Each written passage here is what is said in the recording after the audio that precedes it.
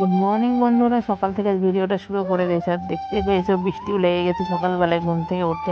তাদের দিকে আজকে বৃষ্টি হচ্ছে সেটা তোমরা প্লিজ কমেন্ট করো। আর আজকে কী বার বলো তো? আজকে হচ্ছে মঙ্গলবার, সেই অনুযায়ী তোমরা প্রমাণ করবে, ঠিক আছে? আর মঙ্গলবারের দিন সকালবেলায় থেকে বৃষ্টি শুরু হয়ে গেছে। তার আগে কিন্তু আমরা উনুনে রান্না করি বলে কিন্তু খড়িটাও পেরে নিয়েছে। আর এই দেখো যত সব নোংরা টোংরাগুলো আর নিচে ফেলবো না, কারণ নিচে ফেললে বৃষ্টির মধ্যে ক্যাপটিতে হয়ে যাবে। এমনি মাটির বাড়ি, তারপরে যদি আবার নিচে ফেলা যায় তা বিড়বিড় করে। তারপরে বৃষ্টি হলে যা সমস্যা তোমাদের আর কি বলবো। যারা পাকা ঘরে থাকো তাদের তো আর বলার নেই, আর যারা মাটির ঘরে থাকো তাদেরকেও কিছু বলার নেই। কিন্তু যাদের বাড়ির সামনে জল জমে, যাদের বাড়ির ভিতরে জল জমে, তাদের চেয়ে কষ্ট আর কিছু হয় না।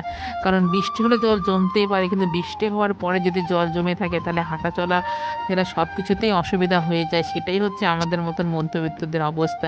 কারণ বৃষ্টি হলেও জল জমলেও কিচ্ছু করার নাই, কারণ পরিস্থিতি মানুষকে কিচ্ছু করতে দেয় না। কারণ পরিস্থিতি এমন থাকে মানুষের, যে জল জমলেই বা কি আর না জমলেই বা কি, কারণ তোমাকে হাঁটতেই হবে, চলতেই হবে, এটাই। কারণ কিছু করার যদি তোমার ক্ষমতা না থাকে তুমি কি করবে? তোমাকে এটাই মনে মধ্যে আনতে হবে যে কিছু করার নাই, তো এটাই হোক না কেন, জল হচ্ছে দেখে যে আমি শুকনোভাবে হাঁটি এরকম ভাবতে হবে। কারণ এটাই হচ্ছে আমার জীবন। আর তোমরা প্লিজ আমার চ্যানেলটা একটু সাপোর্ট করো, আর একটু একটু করে আমার চ্যানেলটা বড় করে তোলো। কারণ তোমাদের ভালোবাসায় যদি আমি একদিন কোনো ও কিছু করতে পারি তাহলে খুব ভালো হবে গো। সেটাই তোমাদেরকে বলছি। আর যারা যারা ভাবছে একটা ব্লগ চ্যানেল খুলবে, তারাও প্লিজ একটু ব্লগ চ্যানেলটা খুলে নাও। আর আমাদের এই নতুন লাইফস্টাইলটা তোমাদের কেমন লাগছে সেটাও কমেন্ট করো। আর দেখেছো, তোমাদেরকে বললাম না যে আমাদের জল হলে কেমন অবস্থা হয়, সেটাই তোমাদের সঙ্গে তুলে ধরেছি। কারণ বাড়ির সামনে যদি এত পরিমাণ জল জমে, তাহলে হাঁটা চলা যে কি কষ্ট হয় সেটা তো বলার না। আর আমি না হাঁটতেই পারি, কিন্তু আমার ছেলের স্কুলে প্রাইভেটে বাজার করার সেটা তো করতেই হবে। আর দেখেছো তো, এটাই হচ্ছে আমাদের জীবন।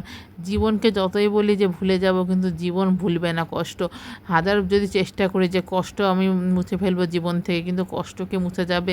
কপালে যদি কষ্ট লেখা থাকে তাহলে সে কষ্ট আর মুছা যায় না। যেদিন কপাল থেকে কষ্ট মুছবে, যেদিন তোমাদের ভালোবাসায় একদিন কোনো কিছু করতে পারবো, সেদিনকার কষ্টটা আমার জীবন থেকে মুছে যাবে। তবে তোমরা ভালোবাসা দিও, অবশ্যই একদিন সেই কষ্ট নিবারণ করতে পারবো, আর সেটা তোমাদের সঙ্গে তুলে ধরতে পারবো। আর বৃষ্টির দিন হলে তো সবাই বলে বৃষ্টি হলে খুব ভালো লাগে, ভালো লাগে, ভালো লাগে। কিন্তু আমি কোনো দিন বৃষ্টি চাই না, কারণ বৃষ্টি হলে আমাদের পরিস্থিতিটা দেখতেই পেয়েছো। সেই জন্য আমি বৃষ্টি যেতে ভালো লাগে না, কারণ বৃষ্টি হলে তো আমাদের কষ্ট। হ্যাঁ, অবশ্যই সেটা তোমরা বলতে পারো যে যাদের মাঠে সবজি হচ্ছে কী হচ্ছে তাদের খুব উপকার, অবশ্যই উপকার। কিন্তু আমাদের দেখেছো কত কষ্ট, সেজন্য আমরা বলছি। কিন্তু অবশ্যই যার যেটা প্রয়োজন সে সেটা বলবেই। আর আজকের মেনুটা কী করছি চলো তোমাদের সঙ্গে শেয়ার করি। আর দেখতে পেয়েছো কুমড়োর ডোগাগুলো কেটে নিয়েছি। ওই কুমড়োর ডোগা দিই আর ডাল বাটা দিই একটা শুকনো শুকনো তরকারি করব। কে কে কুমড়োর ডোগা ডাল বাটা দিয়ে শুকনো তরকারি খেয়েছো প্লিজ কমেন্ট করো। আর আমাদের দিকে তো, গ্রামের দিকে, কুমড়োর ডোগা বলো আর চাল কুমড়োর ডোগা বলো, দোস্তলের শাক বলো, যাই বলো না কেন, এগুলো গ্রামের দিকে প্রচুর পাওয়া যায়। আর উনুনটা ভিজে গেছে বলে আমি চলে এসেছি গ্যাসে রান্না করতে। আর গ্যাসটা এত আস্তে জ্বলছে, এত আস্তে জ্বলছে, গ্যাস ঠিকই জ্বলছে, কিন্তু কি গ্যাসের সঙ্গে কোনো সম্পর্ক নাই। কারণ উনুনে রান্না আগুনের তাপ বেশি থাকে তো রান্নাটা তাড়াতাড়ি হয়। আর গ্যাসের তাপ তো বাড়ানো একই সেম, যে বাড়ালেও তোমার যতটুকুনা বাড়বে আর কমালেও তোমার ততটুকুনাই কমবে। যে উনুনে দুটো কাঠ দিয়ে দিব যে আখার জল বাড়বে তা না।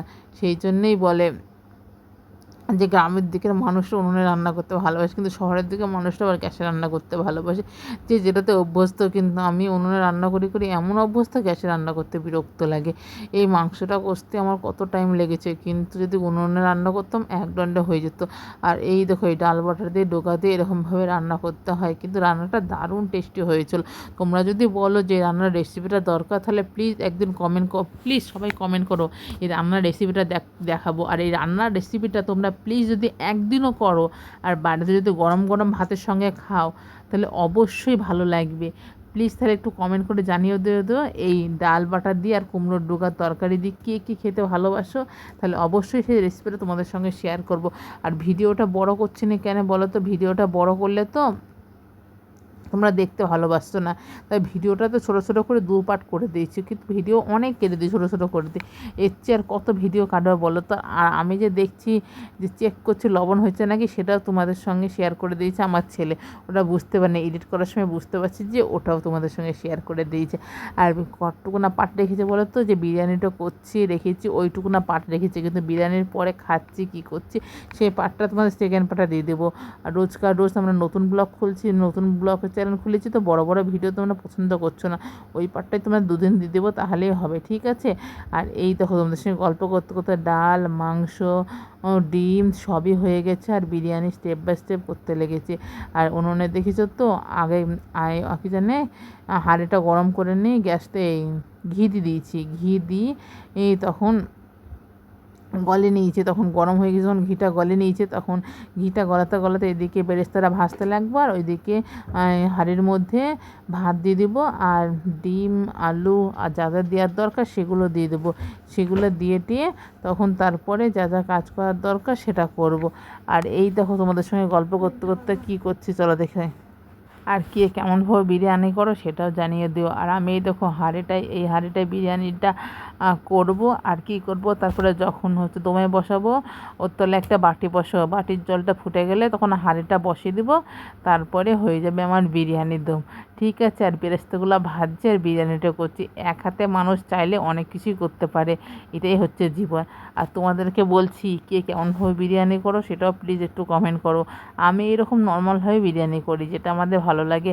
আর তোমাদের সঙ্গে গল্প করতে করতে আমার বিরিয়ানির স্টেপ হয়ে গেছে, দেখছো তো উপরকাটা দেখতে কি আমি লাগছে, খেতে অবশ্যই ভালো হয়েছিল, কিন্তু যে খুব টেস্টি হয়েছিল সেটাও বলতে পারবো না, কারণ যেটা হয়নি সেটা কোনো দিনই তোমাদের সঙ্গে প্রশংসা করতে পারবো না। কিন্তু দেখতে কি সুন্দর লাগছে বলো তো? দেখতে দারুণ লাগছে, দারুণ, দেখে মনে হচ্ছে না খেয়ে সত্যিই তো দেখে মনে হচ্ছে খেয়ে কিন্তু বিরিয়ানিটা সেন্ট কম হয়ে গেছিলো, ওটাই হচ্ছে প্রবলেম। আর চলো তোমাদের সঙ্গে গল্প করতে করতে আমার বিরিয়ানিটা দমে দিয়ে দিয়েছি। আর ভিডিওটা কিন্তু বেশি বড় করবো না, ভিডিওটা আজকে এইটুকুনাই রাখবো, আজকের মতন ভিডিওটা এইটুকুনাই। বাই বাই বন্ধুরা, নেক্সট ভিডিও নিয়ে খুব শীঘ্রই আসছি।